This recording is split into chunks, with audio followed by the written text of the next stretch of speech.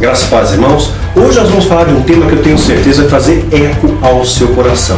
Muitas pessoas escrevem para mim com o título: Daniel, socorro, estou perdido, preciso de ajuda. E muitos irmãos nossos na fé estão perecendo em seus combates diários, em suas lutas diárias da vida, pela ausência do conhecimento. Oséias 4,6, meu povo perece pela ausência de conhecimento. Nós temos que buscar esse conhecimento da fonte majoritária, que é a palavra de Deus. A palavra transforma a sua vida. E existem conhecimentos que não vão transformar. Então, saber, por exemplo, que Marte é um planeta do sistema solar e que ele tem 2 luas, Phobos e Deimos, não transforma a sua vida, não é isso? Mas o conhecimento da palavra de Deus, ele é transformador. Ele renova a sua vida. E hoje nós vamos falar sobre esse tema: socorro, estou perdido. Como é que eu encontro o norte? Como é que eu me mostro um mapa para que eu saia desse deserto, Daniel? Eu quero saber uma situação qual é a rota que eu tenho que tomar para sair dessa tempestade que assola a minha vida. Que caminho que eu tomo? Porque eu não vejo mais horizontes, eu não consigo contemplar possibilidades na minha vida. Então nós vamos hoje concentrar os nossos olhos, vamos debruçar numa figura muito importante da Bíblia, que foi Salomão, o rei Salomão. Se observar bem, Salomão, o homem mais sábio da Bíblia, Vamos tirar Jesus, eu considero, claro, Jesus é o mais sábio de todos, Que Jesus é o verbo que se fez carne, é Deus encarnado em nós. Deus sai da sua condição divina e se faz homem para alcançar os homens. É chamado de translação, Mas, excetuando Jesus, homens assim, que nasceram de maneiras normais, ou seja, não vieram pelo Espírito Santo, não tem a divinização no caso de Jesus, é Salomão, o mais sábio de todos. Nunca houve ninguém tão sábio quanto a Salomão. Eu poderia inferir então que Salomão usava quase 100% do seu cérebro, se não o 100% do seu potencial cerebral. Você sabe que o homem afastado de Deus, ele perdeu muitas das suas propriedades, inclusive a nossa capacidade intelectual foi reduzida. Hoje nós usamos no máximo 10% do nosso cérebro, isso os gênios, Einstein usou 10%, a grande parte de 5 a 7%. Então eu imagino que Salomão, Deus teve a ter dado para ele de presente, uma capacitação tão especial que abriu comportas do seu cérebro, da sua inteligência, e ele foi capaz de usar, talvez 100%, inferência, conjectura pessoal do Daniel, talvez 100% do seu potencial cerebral, assim como devia ser também Adão. Então, Salomão, primeira coisa que nós vamos pensar, o homem mais sábio, um homem que é filho de um homem segundo o coração de Deus. Então ele já vinha de uma genética abençoada, ele já vinha de uma geração abençoada que agradou ao coração de Deus. E aí Salomão vai fazer um pedido. Por 2 vezes Deus ele aparece e fala com Salomão. Que privilégio, Que privilégio. Então Salomão teve uma experiência íntima com Deus, 2 Crônicas, capítulo 1, de 6 a 12.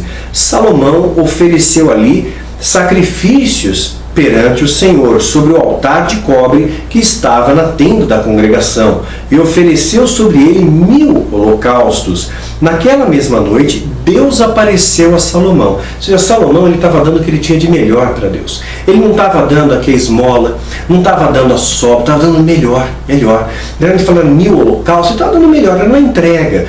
Você sabia, esses dias um amigo meu encontrou comigo, falou, ele é um pequeno empresário, e ele falou para mim: Daniel, eu recebi um convite para ser maçom, para entrar na maçonaria. E eu conheço a mecânica, como é que funciona algumas coisas, mas ele me falou algo que para ele foi uma surpresa. Eu já sabia, mas para ele falou: você acredita que me falaram o seguinte, que os maçons eles ainda estão muito emaranhados na sociedade, que nunca vai me faltar emprego e que eu vou ter o acolhimento dessa irmandade para o resto da minha vida, vou ter o apoio deles. No entanto, em troca, eles vão pedir algumas coisas para mim, dentre elas uma espécie de pagamento mensal, Então ele tem que também pagar, Não acha que é grátis para ser maçom, não. Você tem que pagar também, Você dá o melhor que você pode, ou como você acha que eles mantêm a opulência das lojas, Então existe um investimento por parte de todo maçom, investe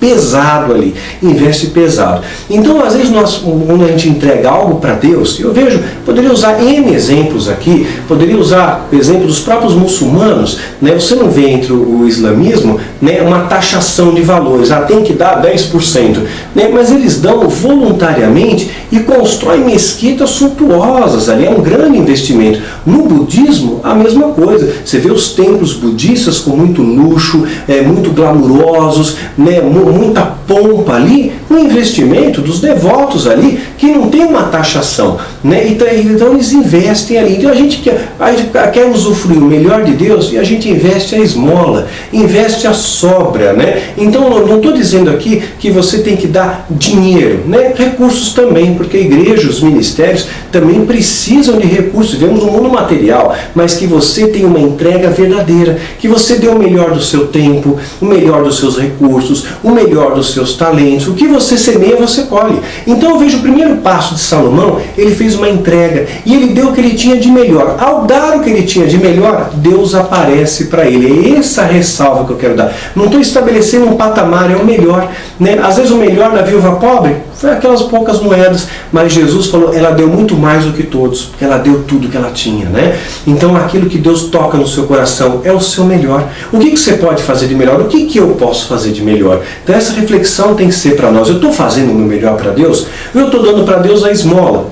Eu passo 3 horas no WhatsApp, no Facebook, e passo 2 minutos na presença de Deus. Eu estou dando o melhor para Deus? Né? A gente tem que rever. Veja o vídeo anterior, você vai entender mais, que a gente fala sobre devocional, tá? Vitória na guerra, dá uma olhada no vídeo anterior.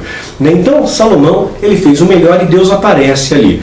Naquela mesma noite, Deus apareceu a Salomão e disse-lhe, pede o que quiseres e eu te dê. Olha, imagina Deus aparecendo para você e falando, pede o que você quiser e eu vou te dar. O que a gente costuma pedir para Deus? Por que as igrejas estão lotadas hoje? O que o povo está pedindo para Deus, né? Aí, em Salomão disse a Deus, tu usaste de grande benignidade contra o meu pai Davi, e a mim me fizeste rei em seu lugar. Agora, pois, ó Senhor Deus, confirme a tua palavra dada ao meu pai Davi, porque tu me fizeste reinar sobre um povo numeroso, como o pó da terra. Dá-me, pois, agora sabedoria e conhecimento, para que eu possa sair e entrar perante esse povo, pois quem poderia julgar a este tão grande povo? Então Deus disse a Salomão, porquanto houve isso em teu coração, não pediste riquezas, bens, honra, nem a morte dos que te odeiam, nem tampouco pediste muitos dias de vida, ou seja, saúde, né? Mas pediste para ti sabedoria e conhecimento, para poder julgar o meu povo, sobre o qual te constituí rei. Sabedoria e conhecimento se terão dados, e te darei riquezas, bens e honra, quais não teve nenhum rei antes de ti, e nem depois de ti haverá. O que Salomão pediu para Deus? Sabedoria.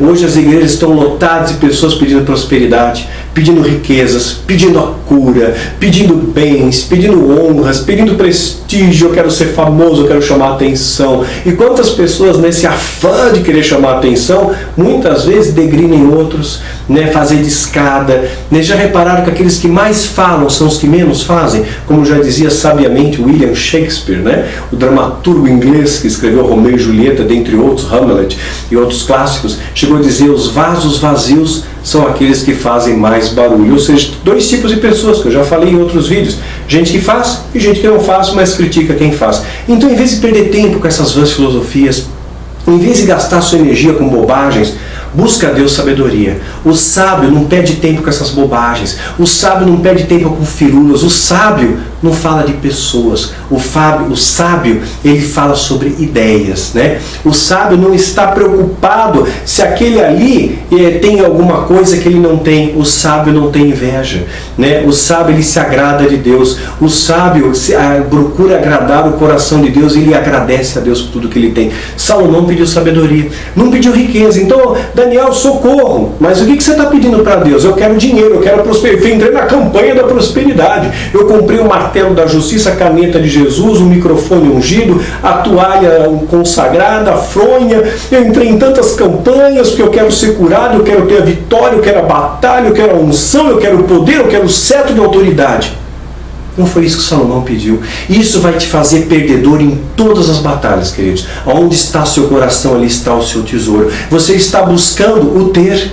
E Deus, Ele quer o ser. Ele quer ser seu pai, quer ser seu guia, quer ser seu amigo, né? Quer ser o Senhor da sua vida. E quando Salomão pede sabedoria, ele está buscando esse entendimento de Deus. Porque sabedoria, querido, é algo que só Deus pode te dar. O mundo dá para você conhecimento. Conhecimento. Sabedoria só Deus pode dar. Ele dá sabedoria. Então, Salomão pediu sabedoria. Pediu sabedoria. E essa sabedoria foi tão grande que agregou a ele riquezas. Então Deus viu o coração dele foi puro. A vontade dele de pedir foi legítima, foi pura. Então onde está seu coração, onde está seu tesouro? Você começa a querer, eu quero isso, eu quero aquilo. Isso tudo é efêmero. As coisas aqui vão passar. Sabedoria não. A sabedoria vai te dar estratégias para vencer cada obstáculo, vai te dar guia no mapa, vai te dar norte àquele que está perdido. Nós temos que buscar essa sabedoria. A mesma sabedoria de Salomão, a gente tem que pedir. Todos dizem, Senhor, me dá pelo menos uma fração da sabedoria de Salomão. Talvez Deus não te dê a sabedoria de Salomão, porque a Bíblia diz que nunca ninguém vai ter igual a ele. Mas Deus possa te derramar parte da sabedoria dele. E essa sabedoria tem esteia no amor, tem acolhimento no amor. Quem ama a Deus vai buscar os valores de Deus. Não é isso que Jesus disse? Buscar em primeiro lugar o reino. O resto é consequência. Enquanto o Salomão pediu sabedoria, a sabedoria faz parte de algo espiritual do reino. Porque o conhecimento está no mundo. A sabedoria é do reino. Buscar em primeiro lugar o reino. Jesus já disse. Então nisso deriva o poder e a autoridade. Isso vai te dar norte. Isso vai ser lâmpada para os seus pés. Luz para o seu caminho. A palavra de Deus. Mas tem que ter sabedoria para interpretar a palavra, a verdade de Deus. Não a sua verdade. Tem gente que pega texto fora de contexto, faz uma bagunça lá e complica, né? Só que aí, hoje você observa pessoas, já viram gente que é muito rica, nasceu num berço de ouro, ostenta o carrão que tem, fala das viagens que fez, né, do jatinho, da fazenda. Às vezes são pessoas chatas de ficar perto, né? Gente soberba, orgulhosa, altiva, são pessoas tóxicas, é ruim ficar perto, esse cara só fica cantando grandeza, né? Sabe? Não tem sabedoria. Salomão, ele tinha sabedoria, essa sabedoria trazia para ele, sabe o quê? Humildade. Quem é grande diante do Senhor é humilde, né? Tem essa humildade. Salomão, ele tinha essa humildade, né? Tanto é que a rainha de Sabá, ela vai chegar-se a Salomão e ela vai ficar maravilhada com a sabedoria de Salomão, e mais outros detalhes vão chamar a atenção da rainha de Sabá. 2 Crônicas, capítulo 9. E ouvindo a rainha de Sabá a fama de Salomão, veio a Jerusalém para prová-lo com questões difíceis, com grande séquio, com grande número de seguidores, e com camelos carregados de especiarias, ouro em abundância e pedras preciosas. E foi a Salomão e falou com ele tudo o que tinha em seu coração, né? Salomão lhe respondeu a todas as suas questões, e não houve nada que não pudesse esclarecer. Vendo, pois, a rainha de Sabá a sabedoria de Salomão, e a casa que edificara, e as iguarias da mesa, e o assentar dos seus servos, e o estar dos seus criados, a veste dos seus criados, e as vestes deles, e os seus copeiros, e as vestes deles, e a subida pela qual ele se chegava à casa do Senhor, ela ficou como que fora de si. Ela ficou maravilhada, ela ficou extasiada com ordem. Salomão tinha ordem na casa dele, né? Isso é muito bom. O crente que tem sabedoria tem ordem na sua casa, tem ordem na sua vida, tem ordem de prioridades. Deus em primeiro lugar, família, ministério, tem ordem de conduta, né? Em primeiro lugar eu vou agradecer a Deus, depois eu vou pedir. né? Tem ordem. Então Deus estabeleceu, Salomão ele tinha uma ordem, e aquela ordem mostrava ali ordem no culto, ordem na adoração, ordem na maneira de louvar a Deus. Quando você vê muita bagunça, Deus não está na bagunça, gente. Não está. Tiver um culto bagunçado, alguém recebeu a unção da cobra, outra unção do cachorro, outra unção da garça, outro fala em línguas e ninguém entende, outro cai no poder, outro gira, outro cospe no outro. Deus não está ali, não tem ordem. Qualquer pessoa que vem de fora e entra numa igreja, no meio dessa bagunça toda, vai dizer um bando de louco que está aqui. A rainha de Sabá ficou impressionada porque Salomão tinha sabedoria, tinha intimidade com Deus e havia ordem na casa dele, havia ordem. E mais ainda chamou a atenção a subida para a casa do Senhor, ou seja, havia ali um acesso para a casa do Senhor, um local de oração, um cantinho de adoração para Salomão. Precisa haver um canto de adoração na sua casa, na sua família, no seu coração. Tem que ter esse espaço de adoração, porque isso faz parte também de ordem. Jesus nos diz orar, vigiar e orar sem cessar. Precisa ter ordem, vigia e ora, não deixa de orar, não baixa a guarda, né? Então ela ficou impressionada e ficou como que fora de si. Então disse ao rei: era verdade que eu ouvi a minha terra acerca dos teus feitos, da tua sabedoria, porque não cria naquelas palavras, até que eu vim, e meus olhos viram. E eis que não me disseram a metade da grandeza e da tua sabedoria, sobrepujaste a fama que eu vi. Bem-aventurados os teus homens, e bem-aventurados os teus servos, que estão sempre diante de ti, e ouvem a tua sabedoria. Ou seja, Salomão era uma pessoa agradável de estar perto. Não era um cara orgulhoso que chegava para você: e aí, você sabia que eu sou o rei Salomão? Você sabia que eu sou muito rico? Você quer ver minha riqueza? Você quer ver meu último feito? Quer ver meu palácio? Vem cá, olha, você tem palácio? Eu tenho palácio, você não tem, né? Você é do movimento sem palácio, eu tenho palácio. Então Salomão não tinha essa arrogância, tinha essa petulância, e isso fazia o que? Era agradável estar perto dele, era gostoso estar perto dele, porque o tesouro dele não estava ligado àquelas coisas, o tesouro estava no coração. Estava no coração, e isso é muito mais importante, né? Só que Salomão, ele vai se afastar de Deus. Ele deixou de vigiar. Quando você deixa de vigiar e orar sem cessar, quando você deixa de cumprir essa ordem que Deus estabeleceu na sua vida, você titubeia e cai. A Bíblia diz: aquele que está em pé, que vigie para que não caia. Salomão deixou de vigiar, não é isso? Vigiar e orar. Aquele que está em pé, vigie para que não caia. Salomão, ele quebrou uma ordem. Embora ele tivesse sabedoria, tivesse intimidade com Deus, quebrou a ordem. Ao quebrar a ordem, esse castelo vai se desmoronar. E o que vai acontecer? 1 Reis 10, 14.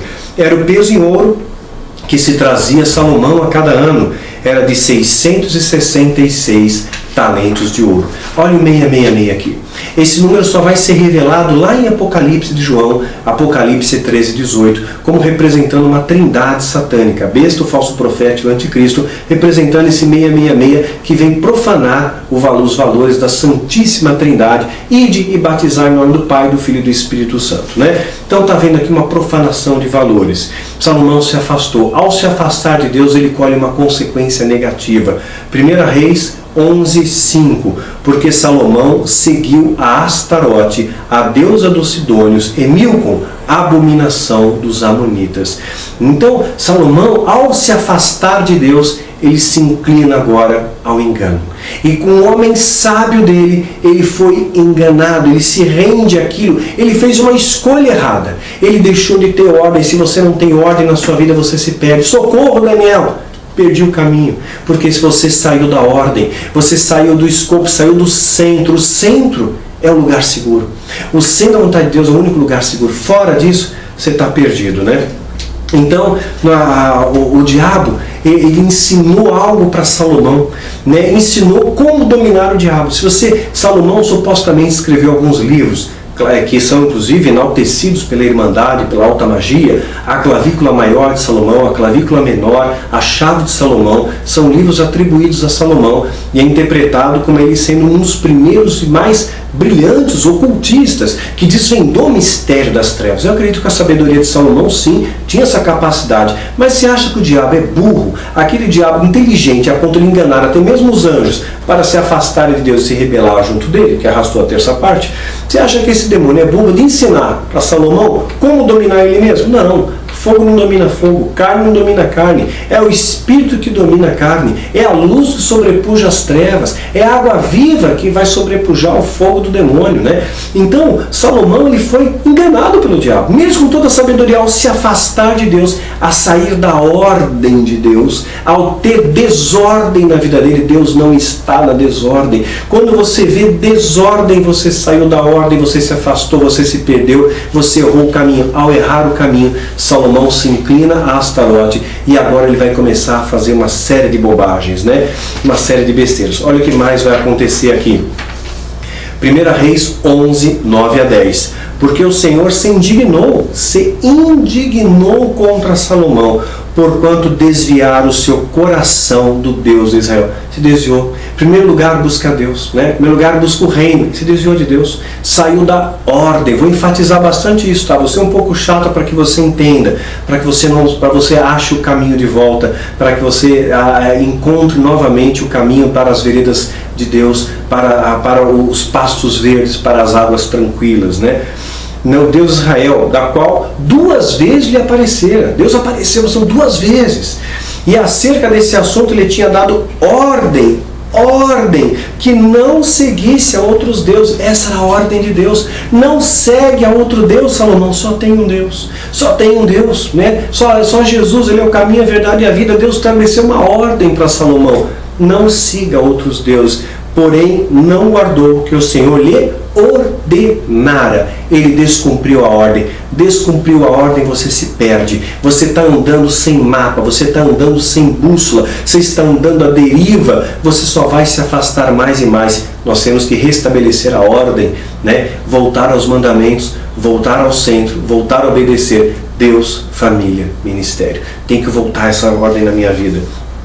Salomão, mais velho, né? Eu acho que ele encontrou o caminho de volta. Salomão passou muito tempo e eu creio que ele encontrou o caminho de volta. E se você está perdido, meu irmão, talvez seja o momento de você achar o caminho, de você encontrar de novo o caminho das veredas da justiça do Senhor. Que você não precise estar mais velho, avançado em idades como Salomão estava. Mas Salomão começou a refletir, mais velho. Salomão mais maduro, Eclesiastes capítulo 1, de 1 a 3. Palavra do pregador, filho de Davi, rei em Jerusalém. Vaidade de vaidades, diz o pregador. Vaidade de vaidades, tudo é vaidade. Que proveito tem o homem de todo o seu trabalho que faz debaixo do sol? De que adianta você ganhar o mundo e perder a vida? De que adianta você trabalhar tanto, só pensar em ter, em poder, em dinheiro, em fama, em glamour e se perder? É vaidade de vaidade. Salomão trouxe essa reflexão para si mesmo, né? Verso 7. Verdadeiramente que a opressão faz endoidecer até ao sábio, e o suborno corrompe o coração, né? Eclesiastes 7:7. Verdadeiramente que a opressão faria endoidecer até o sábio. Então mesmo sabe a opressão espiritual. Por que tem opressão? Porque saiu da ordem, porque descumpriu a ordem, porque feriu o mandamento, porque se afastou de Deus, porque inverteu a ordem de prioridade. Eu tenho mais tempo para o mundo do que para Deus. Eu sou cristão, eu sigo a Jesus, mas eu falo mal dos outros. Eu estou descumprindo a ordem. A Bíblia diz para amar ao próximo como a ti mesmo, e você fala mal, você tem inveja do irmão. A Bíblia diz chorar com os que choram, celebrar com os que celebram, e você pega e aponta o dedo no irmão e deprecia e ofende, fala mal e é caluniador e é fofoqueiro. Ah, mas eu amo tanto a Deus. Eu sou tão leal à minha esposa, mas acesso a site pornográfica, você não está tendo ordem, você não está obedecendo princípios, e Deus não está honrando a Deus, não está amando a Deus, não está amando ao próximo como a ti mesmo. Que você faz para o outro o que você não queria que fizessem para você. Quando você dá uma cesta básica para alguém com farinha, fubá, açúcar e óleo, e você não compraria isso para você, mas eu dou para o irmão, é o desencargo de consciência. Pronto, eu ajudei o irmão com uma cesta básica, né? E faz toda aquela pirotecnia, ainda faz aquela pompa para dizer que fez. A Bíblia diz: o que uma mão faz, a outra não precisa saber. Você faz para Deus. E quando você faz dando esmola ao irmão, Isso não é ordem, você não está amando como Deus estabeleceu. Amar ao próximo como a ti mesmo significa que eu vou dar para o irmão aquilo que eu gostaria de receber. Eu vou dar o melhor.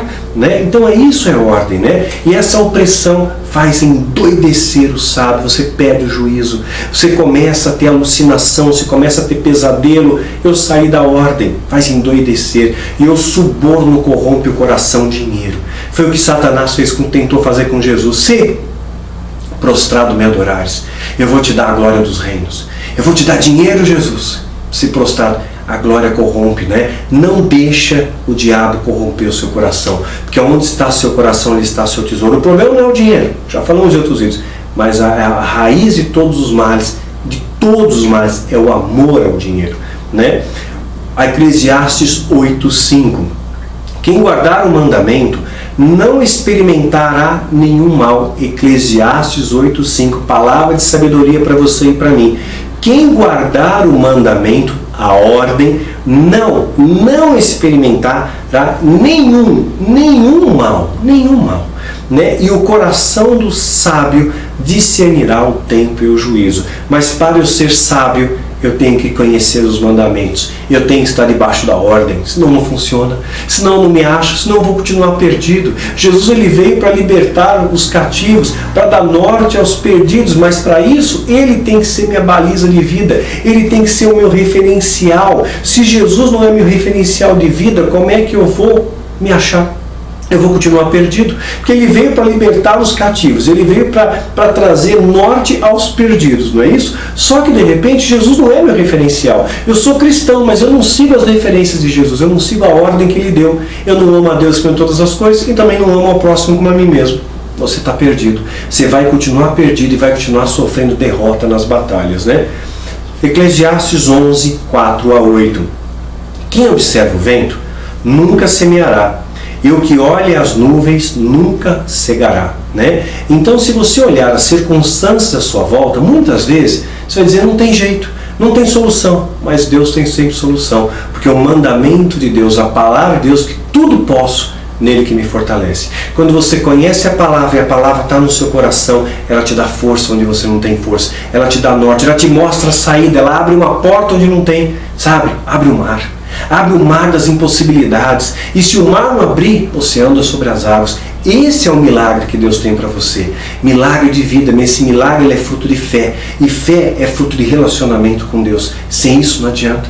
O sábio vai discernir. Quem guardar o mandamento não experimentará mal algum. Meu lugar é o mandamento. O mandamento qual que é? Amar a Deus sobre todas as coisas. Então, se eu quero o dinheiro, se eu quero a cura, se eu quero o poder, se eu quero a prosperidade, não foi isso que Salomão pediu.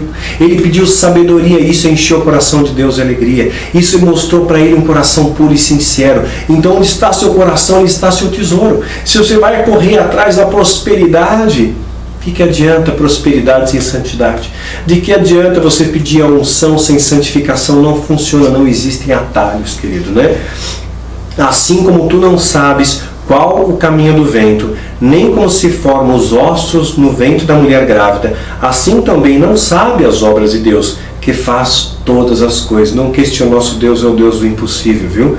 Pela manhã semeia a tua semente, e à tarde não retires a tua mão, porque tu não sabes qual prosperará, se essa ou se aquela, ou se ambas igualmente serão boas. Ou seja, faz a tua parte sempre. Lança as sementes do amor. Mesmo em locais, você já falar para aquela pessoa jogar semente no asfalto, faz a tua parte, Deus vai fazer a dele, né? Certamente suave é a luz e agradável é aos olhos ver o sol.